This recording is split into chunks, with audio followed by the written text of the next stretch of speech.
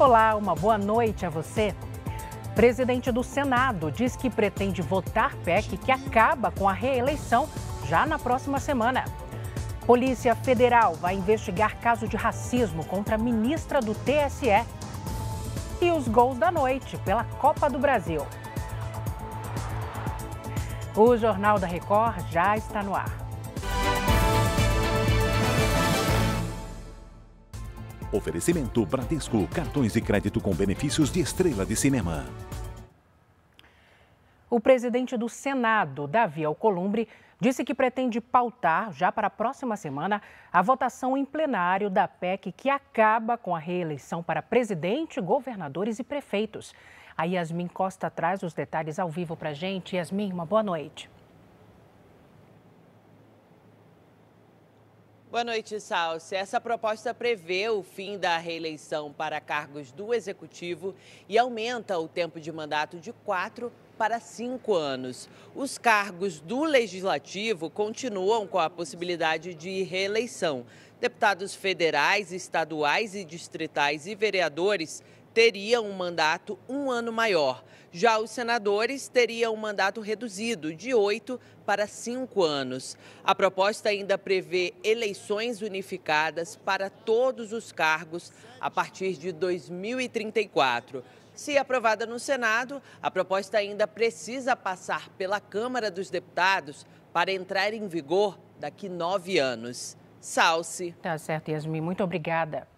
A Receita Federal vai liberar esta semana a consulta ao primeiro e maior lote de restituição do imposto de renda da história. Assunto para Marcela Varasquim. Marcela, qual será o valor total desse lote? Boa noite. Boa noite para você, Salsi. Boa noite a todos. Cerca de 6 milhões e 300 mil contribuintes devem receber 11 bilhões de reais. O lote também contempla restituições residuais de anos anteriores. Todo o valor será distribuído para pessoas com prioridade no reembolso. A consulta vai estar disponível a partir das 10 da manhã de sexta-feira. Neste primeiro lote, foram priorizados contribuintes que usaram a declaração pré-preenchida e o PIX, idosos com mais de 60 anos, portadores de deficiência ou doenças graves e professores que têm o magistério como principal fonte de renda. O pagamento será no próximo dia 30 de maio. Esse é o primeiro de 5 lotes de restituição. Quem tiver pendências ou cair na malha fina pode receber nos próximos pagamentos. Salsi. Obrigada, Marcela. O presidente Lula assinou uma medida provisória que amplia a gratuidade da conta de energia para famílias de baixa renda. 60 milhões de pessoas devem ser beneficiadas com a medida anunciada hoje pelo governo federal. A gratuidade da energia elétrica vai ser concedida às famílias que consumirem até 80 kWh por mês e que tiverem renda mensal de, no máximo, meio salário mínimo por pessoa. Também terão direito ao benefício idosos, quilombolas e inscritos no cadastro único. Já as famílias com renda entre meio e um salário mínimo e com consumo de até 120 kWh terão desconto parcial. Atualmente, o desconto é feito por faixas. O maior índice é de 65% no valor da conta para quem consome até 30 kW por mês. Hoje, todo mundo sabe que o povo mais pobre, que a classe média brasileira, ela que utiliza energia elétrica através do mercado regulador, ela paga exatamente mais do que as pessoas que utilizam energia pelo mercado livre, que normalmente são os empresários. E os pequenos comerciantes, o pequeno empresário e o povo em geral termina pagando mais cara a energia do que aqueles que consomem muito, aqueles que são os grandes empresários brasileiros.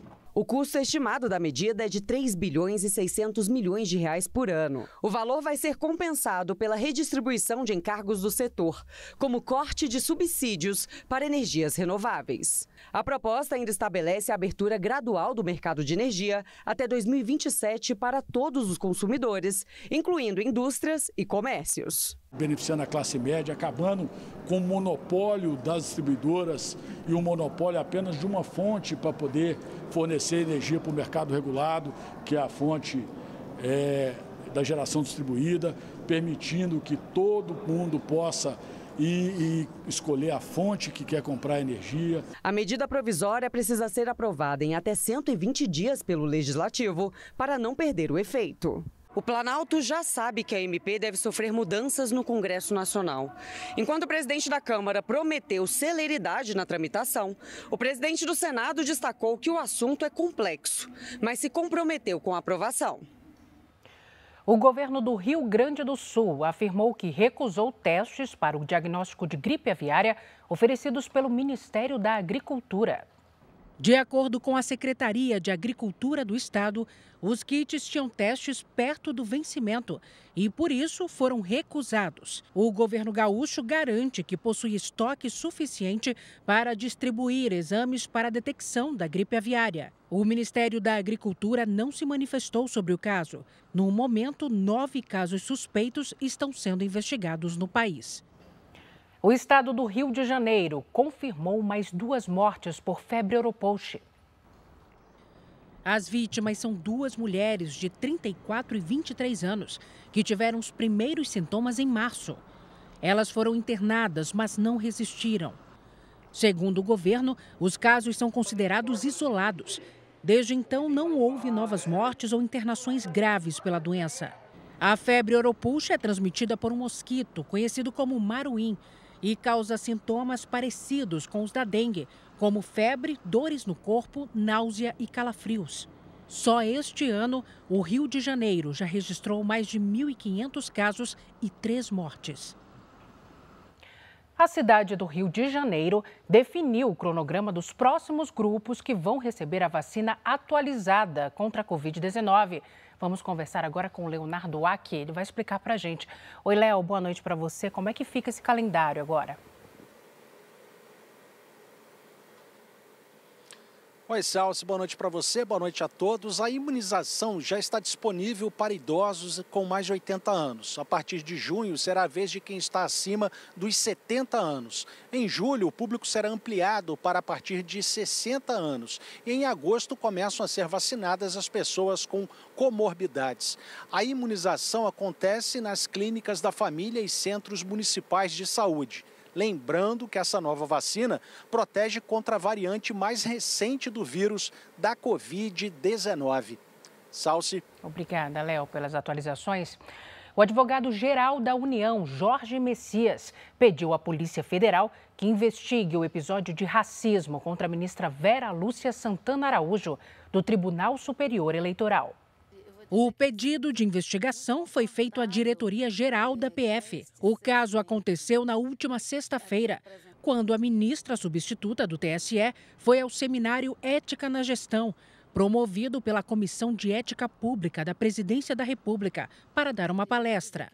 Vera Lúcia foi impedida de entrar no prédio, mesmo depois de apresentar a identidade funcional. Ela só foi liberada com a chegada de um dos organizadores do evento. A Comissão de Ética Pública disse que se solidariza pelo constrangimento, mas que não tem responsabilidade sobre os funcionários terceirizados que trabalham no auditório cedido para o evento. Um deputado do Maranhão é suspeito de ter recebido mais de 5 milhões de reais de uma das entidades envolvidas nas fraudes do INSS. Edson Araújo é deputado estadual pelo PSB do Maranhão. Segundo as investigações da Polícia Federal e da Controladoria Geral da União, ele teria recebido pagamentos da Federação dos Pescadores do Estado entre 2023 e 2024. Edson é presidente da entidade. Para a Polícia Federal, ele possui relevância no estratagema do fluxo financeiro, tendo participado de transações atípicas que somaram montante significativo, incluindo o recebimento de substanciais valores da Federação das Colônias dos Pescadores do Estado do Maranhão. Ainda segundo o relatório da PF, Edson Araújo recebeu mais de 5 milhões e 400 mil reais e enviou outros 593 mil à federação. O deputado estadual também é o segundo vice-presidente da Confederação Brasileira dos Trabalhadores da Pesca e Aquicultura. De acordo com a Controladoria Geral da União, a CBPA recebeu 99 milhões dos descontos de benefícios de aposentadorias e pensões pagos pelo INSS. Os investigadores destacaram que os pagamentos aconteceram depois que a Confederação assinou o acordo de cooperação técnica com o INSS, em setembro de 2022. Edson Araújo assumiu o cargo em janeiro deste ano. Ele deixou o comando da Secretaria Estadual da Pesca do Maranhão. Agora as investigações foram encaminhadas para o Tribunal Regional Federal da Primeira Região, porque Edson tem foro privilegiado como parlamentar. Procurado, o deputado não atendeu as ligações nem respondeu às mensagens.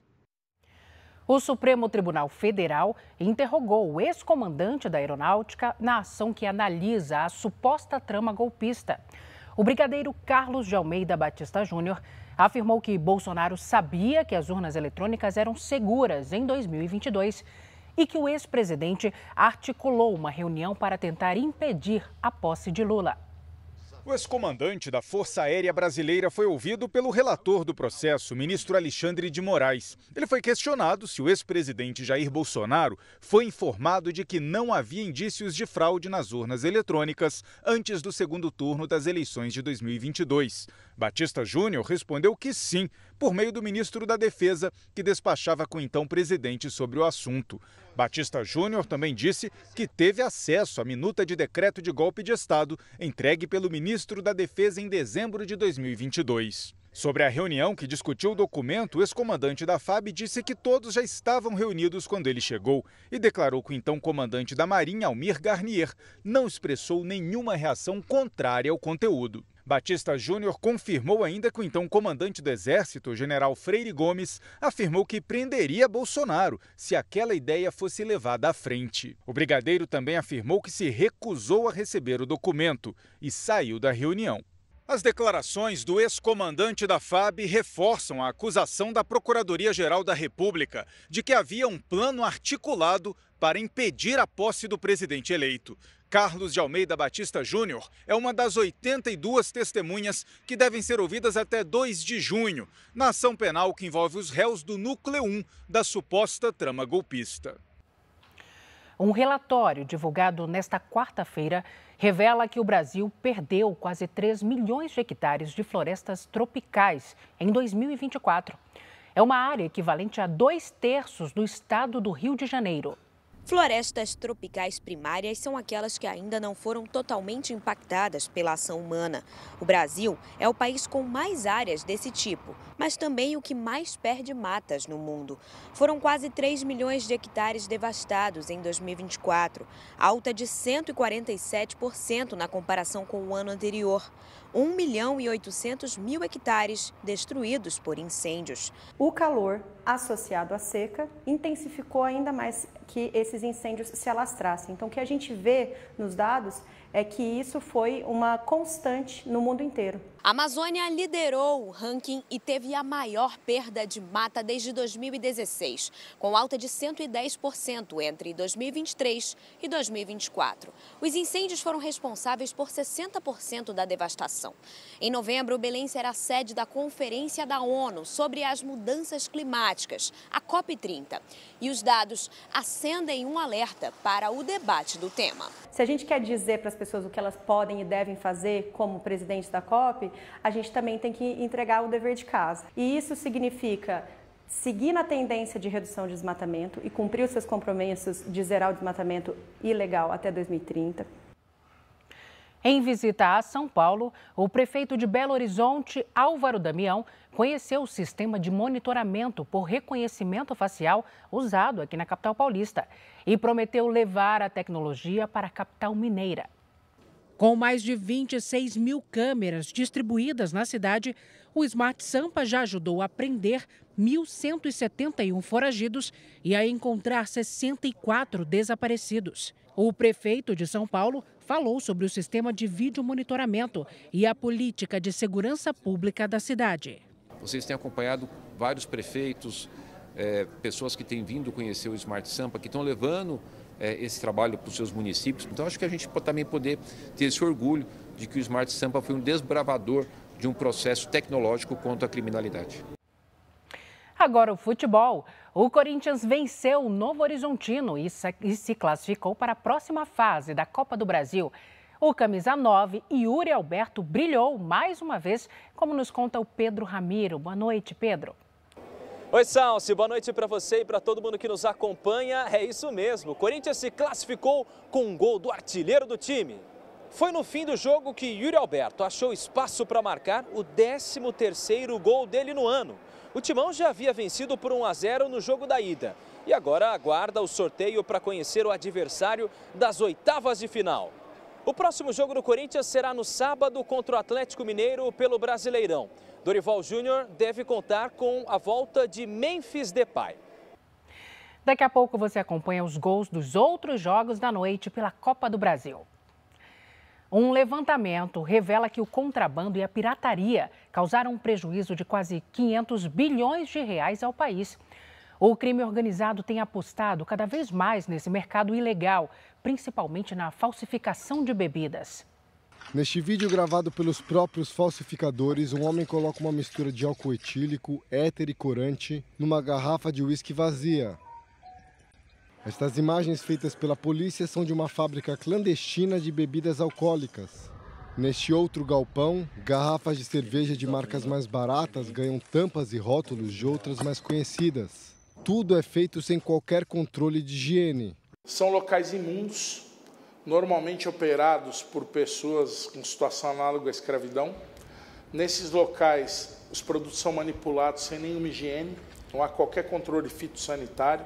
As associações de combate à pirataria identificaram que nos últimos anos o crime organizado expandiu a atuação na falsificação e no contrabando, especialmente de bebidas alcoólicas. Para cada 3 garrafas vendidas hoje no Brasil, uma é de produto ilegal. O prejuízo estimado para o país com a pirataria foi de 471 bilhões de reais em 2024, alta de 27% em relação ao ano anterior.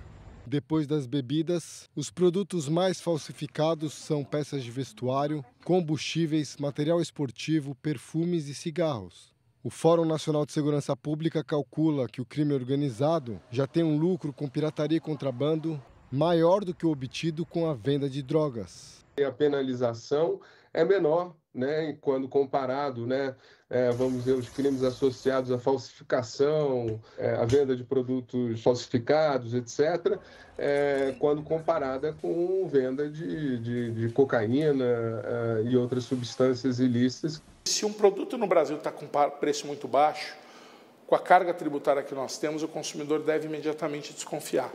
Não há mágica, ou é um produto falsificado ou é um produto roubado. Cerca de 3.000 caixas de som foram destruídas pela Prefeitura de Salvador. Um trator passou por cima dos aparelhos apreendidos ao longo do ano passado em operações de combate à poluição sonora. Você acompanha nas imagens. As caixas eram usadas em festas na periferia. Os chamados paredões reúnem dezenas de alto-falantes empilhados. A multa pelo excesso de barulho após as 10 da noite pode chegar a R$200 mil. O Ministério Público do Trabalho interditou elevadores da obra, onde 3 operários morreram esta semana. O Sindicato dos Trabalhadores na Construção de São Paulo diz que 8 mortes já foram registradas na capital e região metropolitana. Desde o acidente, não tem expediente nesta construção na Zona Oeste. Na segunda-feira, 3 operários morreram depois que um elevador de carga despencou do 17º andar. Segundo o Ministério do Trabalho e Emprego, o Brasil teve mais de 720 mil acidentes no ano passado. 61% deles resultaram em afastamento de até 15 dias. Com o caso na Zona Oeste, 8 mortes foram registradas em obras na capital e região metropolitana nos 5 primeiros meses do ano, segundo o Sindicato dos Trabalhadores. Na minha avaliação, é a falta de mão de obra e, por conta disso, o excesso da carga horária. Depois de uma inspeção aqui na obra, 10 elevadores foram interditados. Representantes do Ministério Público do Trabalho afirmam que faltam itens de segurança e que não foi comprovada a avaliação de componentes estruturais, o que coloca em risco a segurança dos trabalhadores. O Ministério Público do Trabalho pediu ainda a limpeza geral do canteiro para diminuir os riscos de acidentes e ainda vai avaliar 3 gruas que estão no local. A construtora responsável pela obra disse que trabalha para atender às recomendações do Ministério Público do Trabalho. Já a empresa que alugou o elevador não respondeu o nosso contato. Ao menos 8 visitantes de um parque em Anápolis, que fica em Goiás, foram atacados por macacos. A prefeitura da cidade pediu a transferência dos animais do local, mas foi negada pelo IBAMA. Nivaldo teve alta depois de ficar 8 dias no hospital. Ele foi mordido por um macaco. Tinha acabado de chegar para caminhar, avistei ele na grade, lá, né, na cerca, e peguei e fiz um contorno para não passar perto dele. No que eu fiz o contorno, nem olhei para trás e continuei a caminhar. Ele veio por trás e mordeu o meu calcânio. O técnico em enfermagem ainda tem dificuldade para andar e já tomou 4 doses da vacina antirrábica. O ataque aconteceu neste parque em Anápolis, cidade a 50 quilômetros de Goiânia. Aqui vivem cerca de 15 bichos, entre macacos prego, micos e saguis. A convivência deles com os visitantes do parque sempre foi harmoniosa, mas desandou do início do ano para cá, depois que alguns animais foram agredidos. O macaco, quando vê um corredor aqui no parque, ele liga, ele lembra, né, daquela interação negativa das crianças jogando pedra e correndo. Então ele acha que toda pessoa que está correndo, né, está fugindo, está fazendo algum mal para o seu bando. Já foram 8 ataques até agora. Para evitar novos incidentes, a prefeitura orienta a população a não alimentar ou se aproximar dos animais. A administração municipal pediu para o IBAMA remover os macacos do parque, mas a solicitação foi negada. Enquanto isso, quem frequenta o local tem que ficar atento para não ser atacado. Eu estava indo andando com um oi atrás e outro na frente, já sabendo que ele estava vindo. Olha o macaco aí, menino, olha o macaco.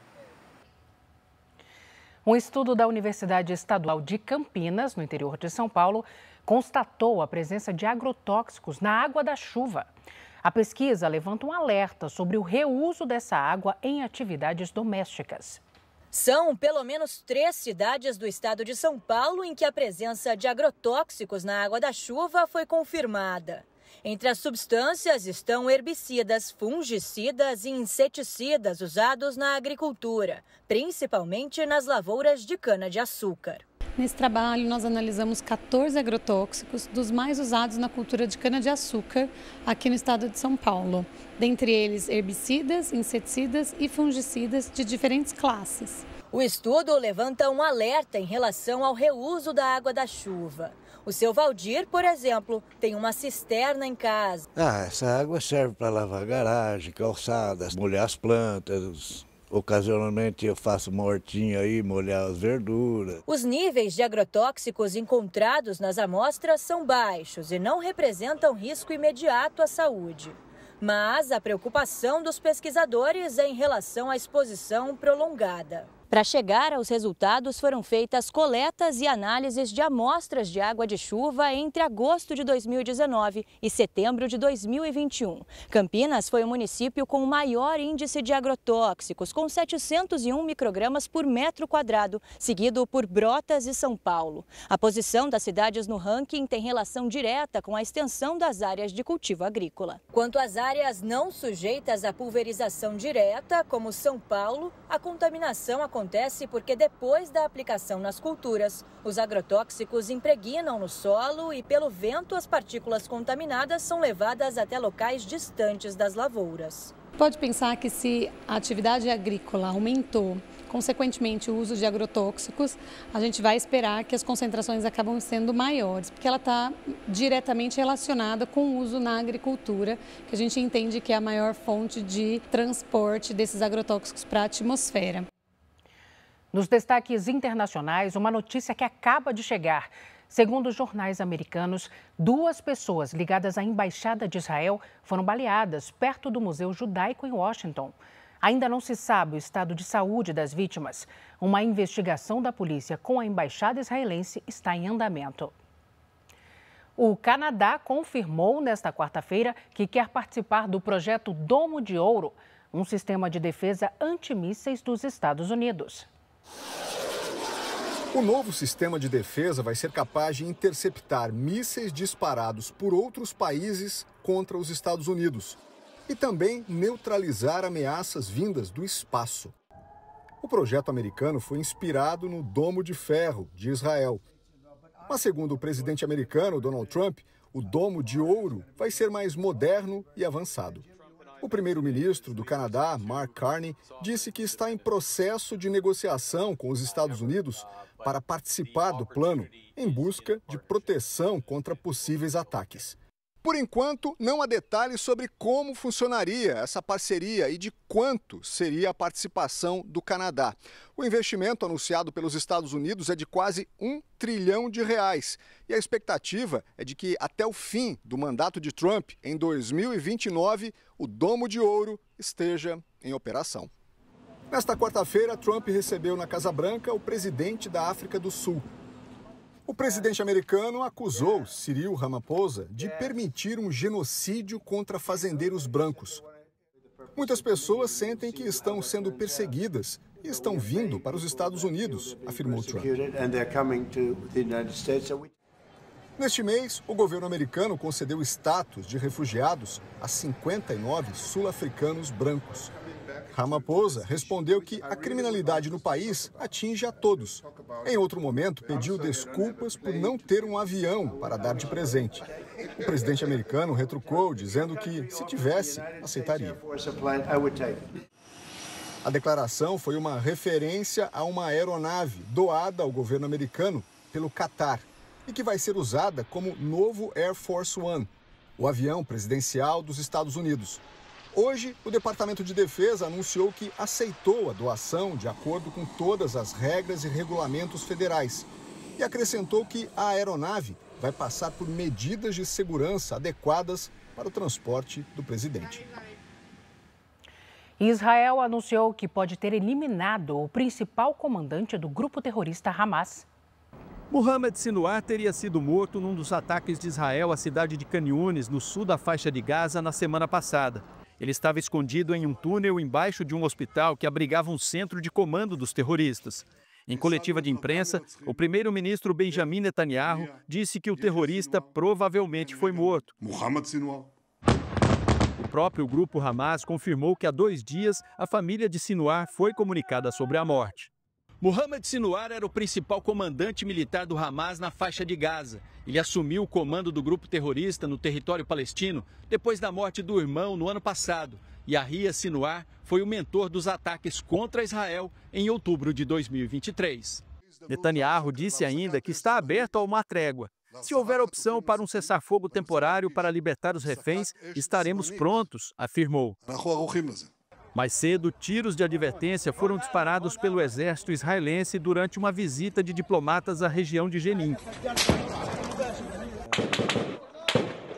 As forças de defesa publicaram um pedido de desculpas, mas justificaram que a excursão não cumpriu o roteiro combinado com os militares.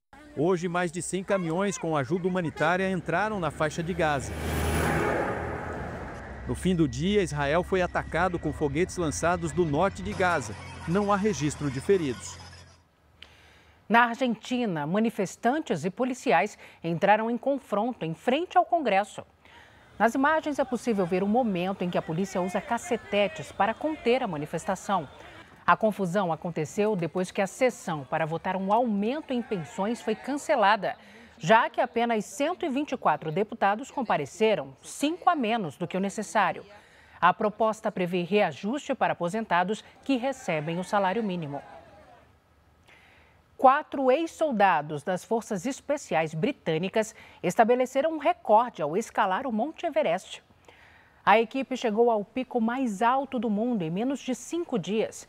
Normalmente são necessárias de 6 a 8 semanas de aclimatação. Mas desta vez a expedição utilizou gás xenônio para acelerar esse processo. A substância usada em anestesias e até em lâmpadas facilita o transporte de oxigênio pelo corpo e a redução dos efeitos da altitude. Especialistas alertam que essa é uma prática perigosa. Em um jogo de muitos gols, o Flamengo bateu o Botafogo da Paraíba mais uma vez. Atual campeão, o rubro-negro carioca abriu 3-0 antes dos 25 minutos de partida e acabou vencendo por 4-2 e garantiu uma vaga nas oitavas de final da Copa do Brasil. O Atlético Mineiro também carimbou vaga na próxima fase da Copa do Brasil ao vencer o Maringá por 4-0. E este foi o Jornal da Record. Ouça essa e as outras edições dos boletins JR 24 horas, também nas plataformas de áudio. Você fica agora com o Fala Que Eu Te Escuto. Uma boa noite a você, cuide-se. Tchau.